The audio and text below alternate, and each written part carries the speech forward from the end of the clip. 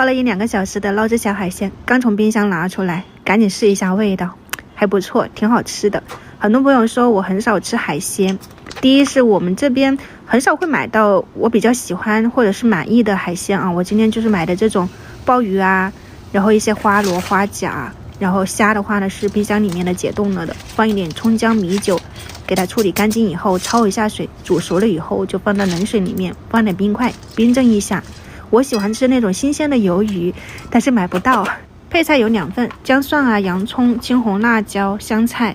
然后这一份的话呢是小朋友吃的，我把辣椒换成了这种甜椒，其他的配菜也都差不多。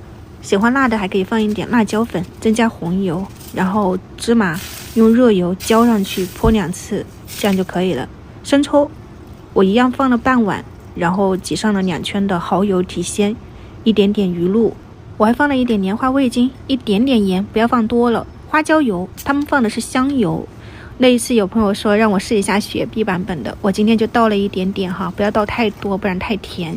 你如果没有雪碧就用白糖代替，然后冲入凉白开或者是冰镇过后的矿泉水都可以，搅拌均匀，自己试一下，你觉得可以了你就不用再去调整了，如果咸了你就再兑一点水就可以了。放入冰镇过的海鲜，我还烫了一点毛肚，然后煮了一点魔芋丝，还有这个毛豆。毛豆我煮的时候加了一点点小苏打，一点盐哈，煮了10分钟的，两端给它剪开，最后点上2个柠檬片，装饰一下，放到冰箱冷藏1到2个小时。我是下午4点多钟做的，然后大概快6点钟的时候拿出来的，刚好他们也回来了，参考一下哈。看光盘的情况下，这个味道不差哈，全部都吃得光光的了。我在里面是给自己泡了2个鸡蛋的，其他的我也吃不了。毛豆我可以吃，酱汁还可以。有朋友说要放那个辣露鲜哈，我没有放。我觉得家庭版本你可以去尝试一下。